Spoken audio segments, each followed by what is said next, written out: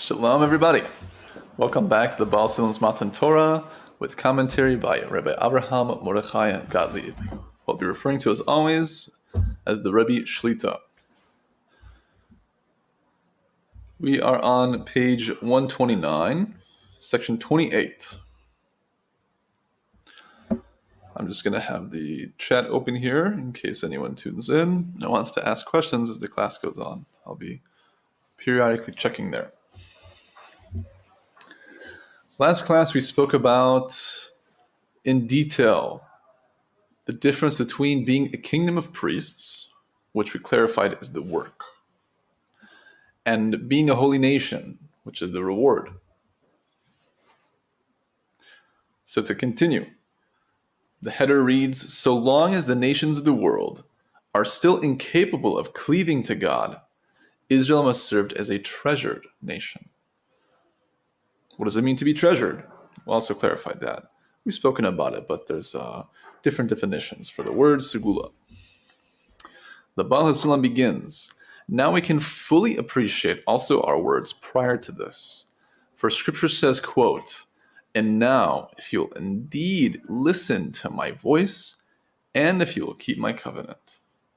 Which means making a covenant on what I'm telling you here.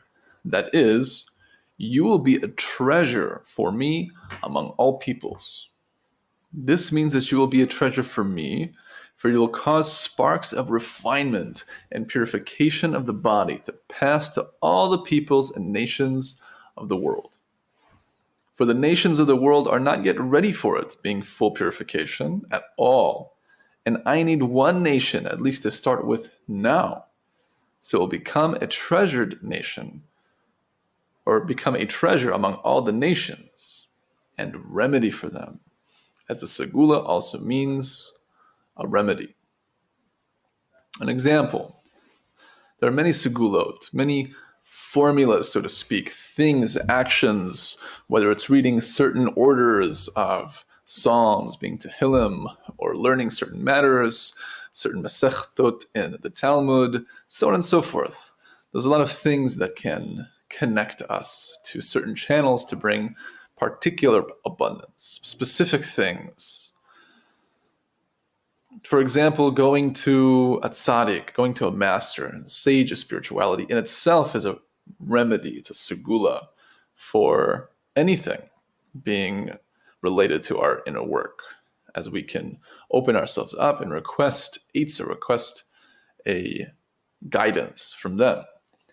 An example would be Rabbi Kanievsky Shlita, who is regarded as the prince of Torah in this generation. Being a sage himself, he opens up his home and his altruistic intention to sometimes hundreds of people throughout a day who come to receive his blessing. So he gives them a blessing of bua, in short, blessing and success, bracha v'hatzlacha. But he's shortened it to bua because when you go through hundreds of people, you're in your 90s, you have the same intention and it saves energy. So it's a good move. Anyway, there's many, many famous stories about the power of his blessing. And a particular one is one of a couple who had trouble conceiving. So they went to Rav Kanievsky and asked for a blessing. And instead of giving them a standard bua, he gave them bua, bua, bua. And the next time that they conceived, Baruch Hashem, thank God that they conceived afterwards. I'm not sure what the time frame in between was, but the pregnancy was that of triplets. Now this is a miraculous story that incites, at least for myself,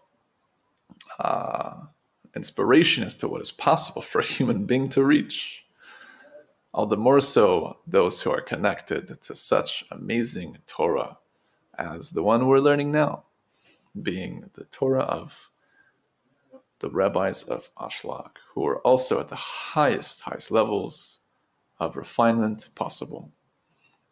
So they are relative to us in terms of learning. Their Torah can also be regarded as a segula. At least for myself, obviously in my bias, it's a treasured Torah. It's also segula for me because it provides me the tools, it provides me the remedies, so to speak, to discover myself, discover the evil within, meaning my ego, and be aware of it. And if I see the truth, I should be very happy. And therefore I can continue slowly but surely. And that's an aspect of Adar, which is the month we are now in. We say, when Adar enters, we shall increase in joy. Why do we increase in joy?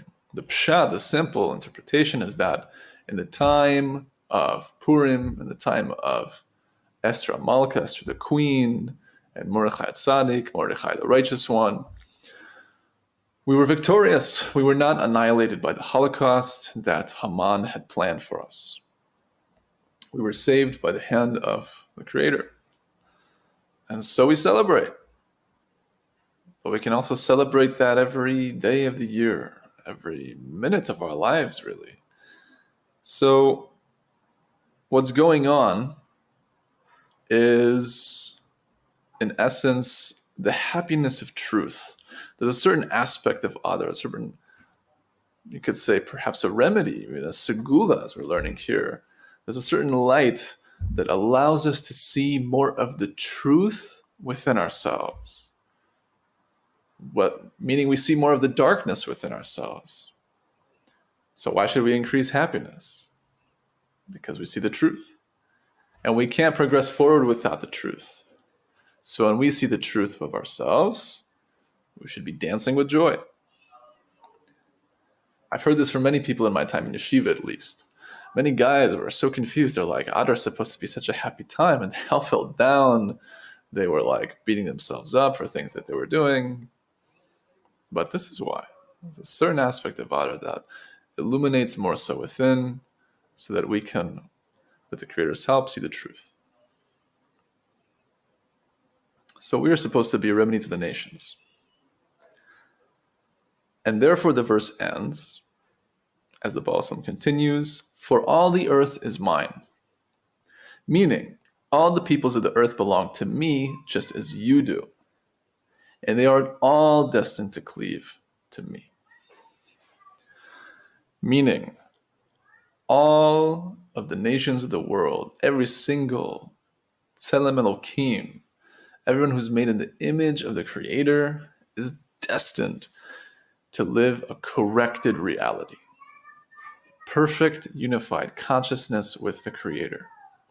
It doesn't make sense to say otherwise.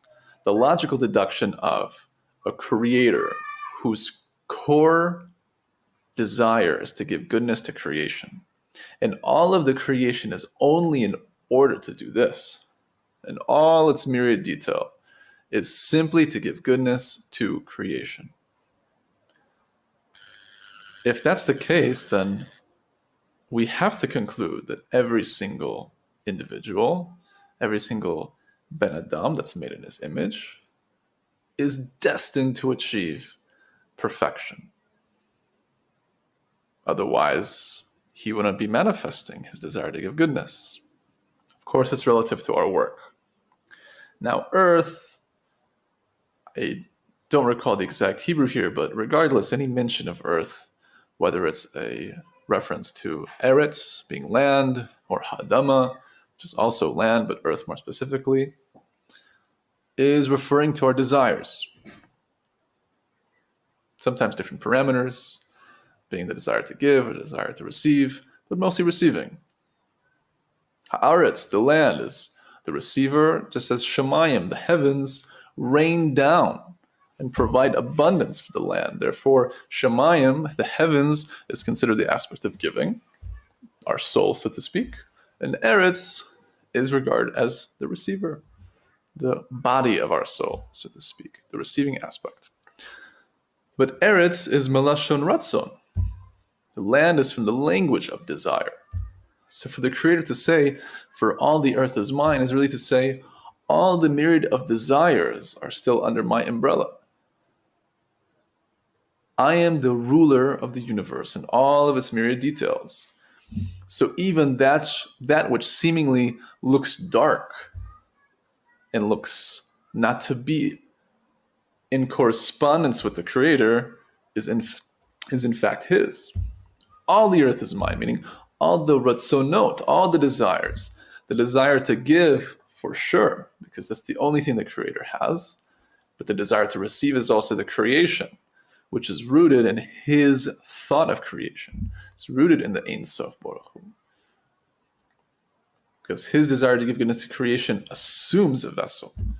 You can't give goodness to creation if there was no desire to receive. And because all the nations of the world are representing the different desires to receive within ourselves, for all the earth, meaning all the ratzonot within, to be his, it's meaning to say even our desires to receive will be corrected and will be towards him, just like the priests have no rishus, they have no domain of their own. Their only domain is the Creator. They're only in divine service. No property of their own, rather they serve in the holy temple in order to bring abundance to all via the Creator's hand. So too, we are to do the same thing for the nations. We are to be a kingdom of priests. But all the earth is his, meaning all the desires are his, all the nations are his, all the desires to receive are also under his umbrella, because all the desires to receive will also be corrected and reach the highest state of receiving in order to give. I think this is also hinted by the revival of the dead, as we learn. The revival of the dead, says the Rebbe Shita, is not a zombie movie. Perhaps one can believe that the future great miracle, akin to the receiving of the Torah or the splitting the sea, the miracle that we are to witness in the future is the revival of the dead. People coming out somehow, some way, and making their way, crawling or swimming over to Eretz Yisrael. I think the more practical interpretation that we understand through the Chochmat HaEmet, the wisdom of truth, is the revival of our dead desires. The Creator is the life of all lives, so to have life means to be connected to him. To be connected to him, to have adhesion to him, means to be giving. Tvekut is similarity of form. Adhesion with him is a similarity of character. So to have a difference of form or a dissimilarity of form instantly disconnects us from him. So relative to having life, being connected to the tree of life, the life of all lives, being disconnected is to be dead. So the revival of the dead is also meaning to say that all the earth will be in mine. All the desires to receive will be converted into being receiving in order to give at the end of time. The Gemara Tikkun, once we are corrected. It said that Chazal were at the highest levels of spirituality, as the spiritual roadmap in ethical practice, as described in Mesilas Yesharim, from the sage of the Talmud, being Rabbi Pinchas ben Yair. So he says that the highest level is revival of the dead. Now, one can believe surely that Chazal, the spiritual sages of the Zohar and the Talmud, were able to literally revive the dead. It says in the Midrash that Yeshua, though he is Rabbeinu Yoshua, but Yoshua ben Nun, the successor to Moshe Rabbeinu, stopped the sun. The Rebbe Shita has said that when someone is in Devekus, when someone is in absolute, total, and utter unity of consciousness with the Creator, then the Creator's will becomes their will, so to speak. So to have pure intention, because one is a perfect vessel, and to affect time and space, even though it sounds so superhuman, like a superhero even, it's not so out of the ordinary when we contemplate the greatness of those ancient masters, which are supposed to be, to a degree, incomprehensible to us, as it's so far beyond us. But more recently, being Chazal being able to revive the dead, we have several cases in Tanakh of great prophets reviving the dead. But that's a digression, because the more practical interpretation is what we have here. Reviving the aspects of our ego, reviving our will to receive for itself alone at the end time, once we've already reached tzaddikhood, which we've already reached, giving to give, eventually to be able to receive in order to give, which is the highest level. Because that's fulfilling the purpose of creation, of his desire to give goodness to creation. So to say that Chazal were able to revive the dead, I think more practically, is meaning to say that the sages were able to revive not only the desires within them, meaning they were at their own Gemar Tikkun, they could also receive goodness in order to give. It is said of Rabbi Yehuda Nasi, the redactor of the Mishnah, that he was amongst the richest in the generation.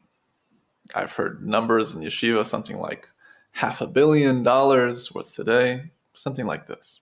And despite having such massive wealth, it is said that he never purchased anything for himself, meaning all of his money was only used for the sake of heaven, for mitzvahs, for feeding the poor, for the honor of Shabbos, so on and so forth. Meaning he was at the level of receiving to give. He was receiving such abundance and was able to use it effectively. So there's the case of Rabbi Yochanan and Reish Lakish. It says in the Talmud, Reish Lakish being a great sage, but before, he was a master bandit. If I'm not mistaken, he was a leader of a bandit group. In the midst of his travels, he sees a beautiful woman from afar bathing in the river.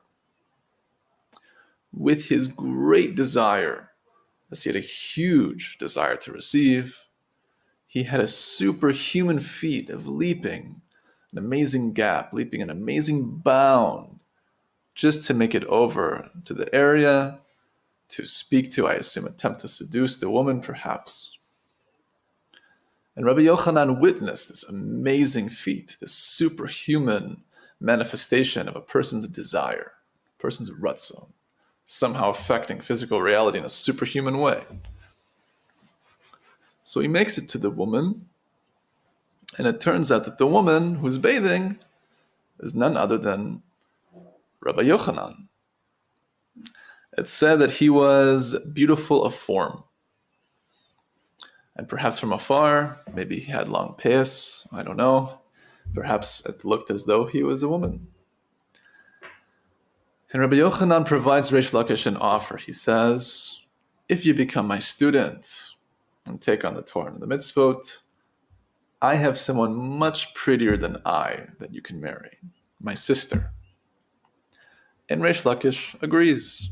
And he goes on to become one of the greatest sages of that generation. And he becomes a learning partner, not just a student, but a learning partner, really a sparring partner who can go back to back with the knowledge and greatness of Rabbi Yochanan, who was also one of the greatest.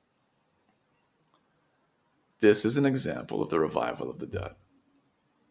Rabbi Yochanan revived the dead that was Reish Lakish before his tshuva, before his returning, and he brought him the Torah and mitzvot. I believe this is a practical interpretation of the revival of the dead, and so too it should be a practical understanding of what we are to embody as a Jewish people for the nations, being that first and foremost we have to revive the dead within us and reach such exalted levels as a community, as Klal Yisrael, and then we can revive the world, so to speak, as all the earth is mine, all the earth is the Creator's. So all the ratzonot, all the artzot, all the lands, meaning all the desires to receive, should also be sanctified to him and must be corrected.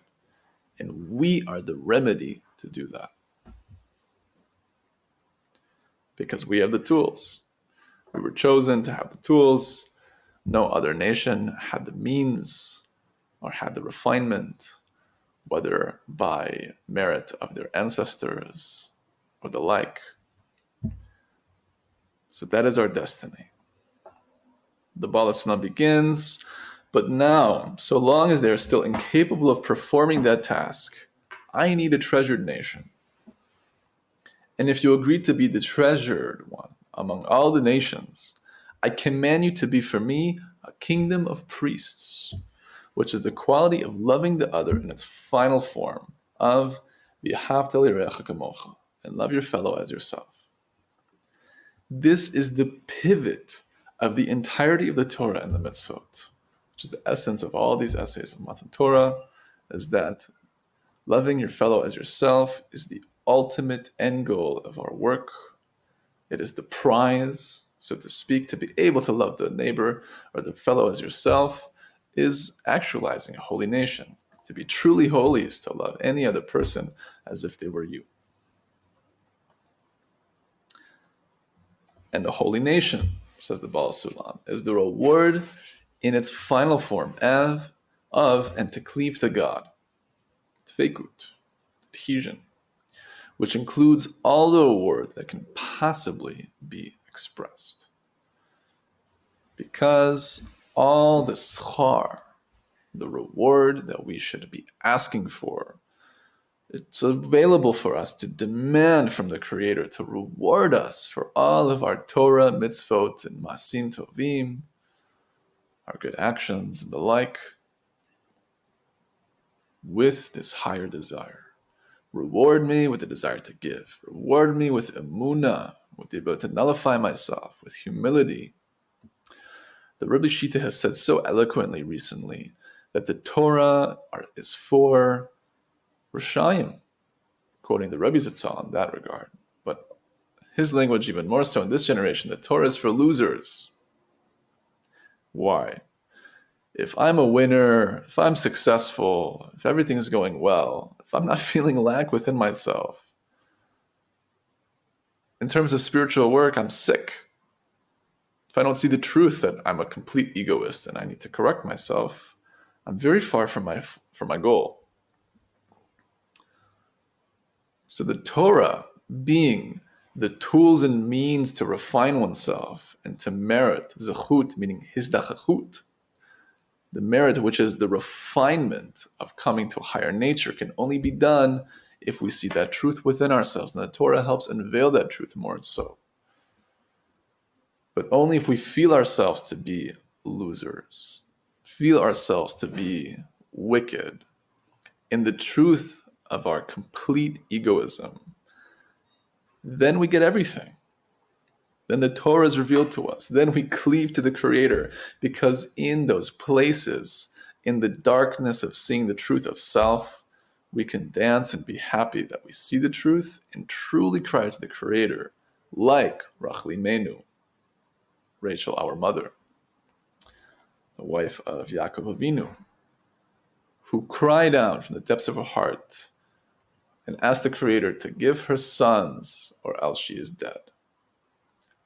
Sons are the aspects of giving, because children are the actions and thoughts are the parents, because thoughts beget action, the same way parents beget children.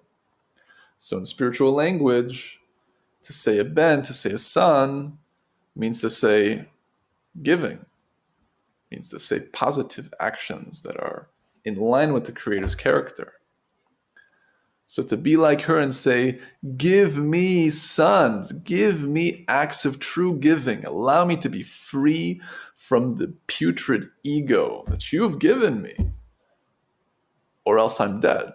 Because by definition, if I can't get over this and have sons, if I can't have true acts of giving and true intention with my Torah and mitzvot, then by definition, I'm removed from you. So I'm already dead. So give me life. This is all the reward that we can possibly imagine, is to reach that exalted state. And that is why the Torah is only open and revealed to those that see the truth. The Rebbe Zatzal had a very small, intimate group of students and followers. And there was a time where there was a large wave of Balei Tshuva, those who came back to their roots, particularly from the Kabbalah Center, as that was a branch of Ashlag learning that was disconnected large in part by Torah and Mitzvot, more specifically the halachic implications that entails.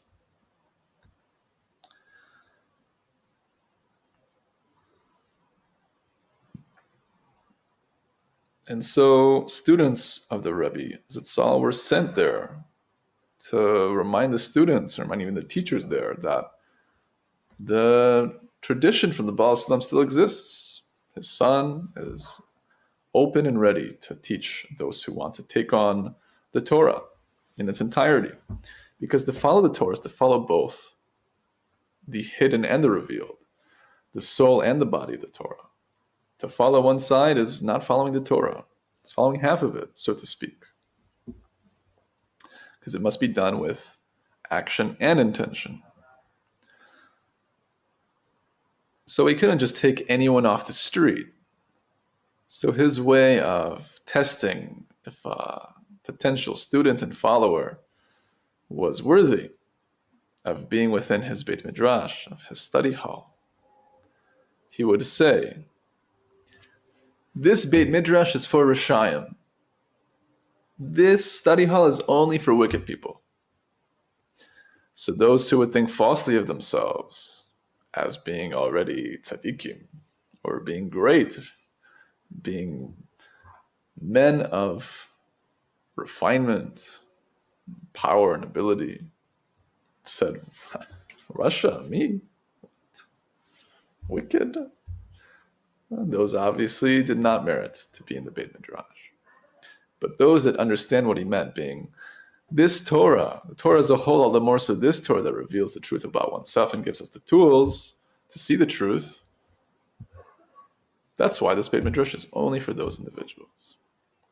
Individuals who could stomach such a statement and could see the truth in that statement, understood that on one parameter, yes, they were wicked because we're all complete egoists, then they came in.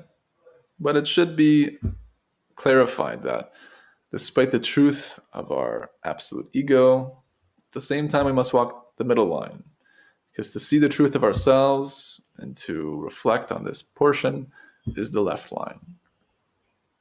And it should only be coming into the left line from the right, meaning we should feel a sense of happiness and perfection and completion, shleimus. And from that place, we can enter into the left. If we start off our day on the wrong foot, and things are not going so well, we're on a bad mood, we're already in a relatively sad state, so to speak, it's forbidden for us to be in the left line. Because we'll just go left, left, left, and we'll start manifesting very lowly, forbidden things, being depression, anxiety, and the like, God forbid. So we must enter into the left from already a state of happiness. And as mentioned earlier in the class, the notion of Adar, when we see the truth, when that evil is illuminated within, we should be happy. So really we should always be happy. And that is an avoda, that is very difficult. But to feel the sense of completion, to see the truth of our ego, and to be happy that we can see it, reverts us back to the right, so to speak. So when we go right, left, or right, really we're in the middle. Tov, we should be zoche, we should be able to merit and refine to slowly but surely get to these levels together. Next section is section 29, top of page 130. This is the last section of Ha'arvut. It also has questions for review. We'll see based on time if we'll do a separate class to summarize the section with the questions for review. Tov. I see that there's no questions or comments. Thank you to those who are watching. Great pleasure to learn this with you. Happy to receive any feedback. My email is in the description, adampolanovsky@gmail.com. And let your family and loved ones and friends know about the class so that we can slowly but surely spread the goodness, spread these notions of truth.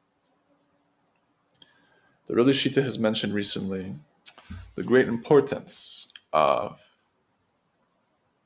consciousness being specifically visualization, contemplation.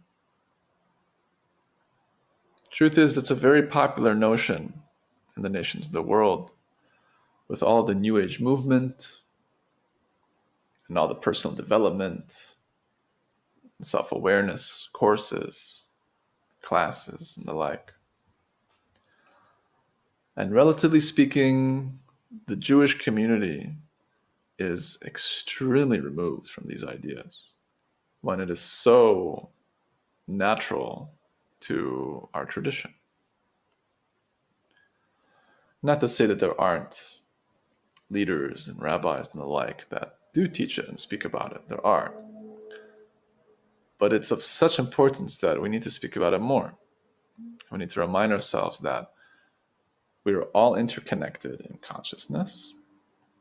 And the Baal Shem Tov says we are where our thoughts are. So when we think good, all the more so of the other, and wish them well and think of their positive aspects as opposed to their negative aspects, we bring abundance not only to ourselves, but therefore to the whole world, because we're all part of it. You change one piece of the puzzle, you change the whole puzzle. So it's important throughout the day, ideally at every moment, but slowly but surely, if we can at different times throughout the day, to take a pause and to just close our eyes and to contemplate, meditate on the greatness of the Creator, His infinite, incomprehensible love for us, even as an individual. To contemplate that I am a soul, my ultimate essence is my nefesh elokis, my godly soul. And I am truly eternal, and I'm actually perfect in essence. And I'd like to unveil that. So on and so forth. These are also machshavet emunah. These are thoughts of emunah. And they need to be practiced. It's an avodah, it's a work. It's not simple to do, but it's simple in theory. It's in the aspect that the Ramchal says in the introduction to Masilas Yesharim, the path of the just, the path of the upright. And he's referring to the notion of cheshbon nefesh, self-accounting and reflection, working on oneself, musar in Hebrew. And he says the matter is so simple, so understood, that it's forgotten about. Even the great scholars and sages of the generation that he lived in were not partaking in this most important task of self-reflection and self-accounting, soul accounting, because it's such a simple matter that it's assumed to be a given. Of course, I'm already there. I already practiced this, even though I don't.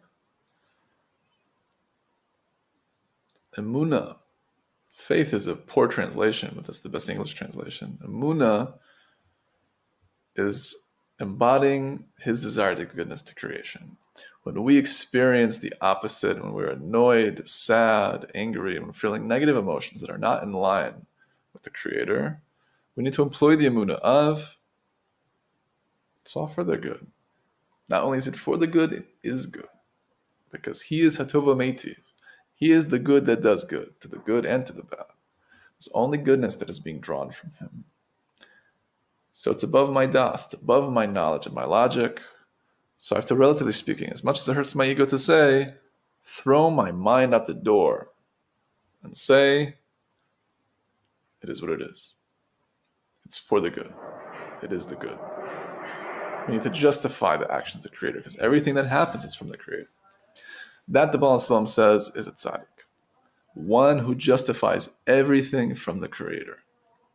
When Aaron Cohen heard the news of his precious, righteous sons being incinerated, so to speak, by the Creator, Nadav and Avihu, he was silent. Perfect example of justifying the action of the Creator. Not to say we shouldn't mourn, but in his incomprehensible spiritual level, he understood this is the way it is. The Creator did it, I have to justify it. It's for the best. It is the best. So we have to think about it. We have to sit and actually contemplate and practice emunah. We have to practice visualization and positive thinking, because we are where our thoughts are. who really bring ourselves into that moment, and we can bring great shefa and abundance into our lives, into the whole world. It's a simple reminder to do something so simple. And I think as we, as a Jewish people, connect to these fundamental aspects that we forget all so often, more and more, then we'll also be a light unto the nations, because they have been very familiar with such notions. The law of attraction, think well and it'll be well. Think about certain things you want and it'll manifest into reality. Work on oneself and manifest the best for yourself.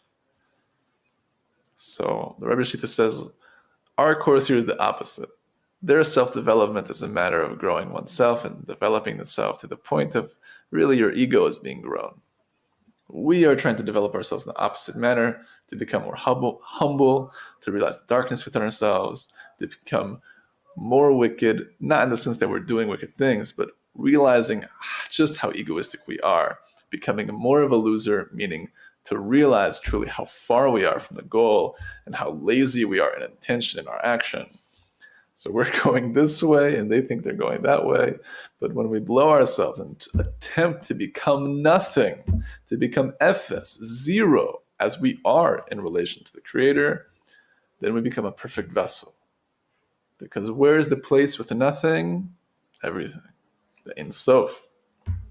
We get filled with all of it. The Creator Himself rests within our consciousness when we can reach the exalted state that is nothingness, being nothing. So, slowly but surely. Until next time.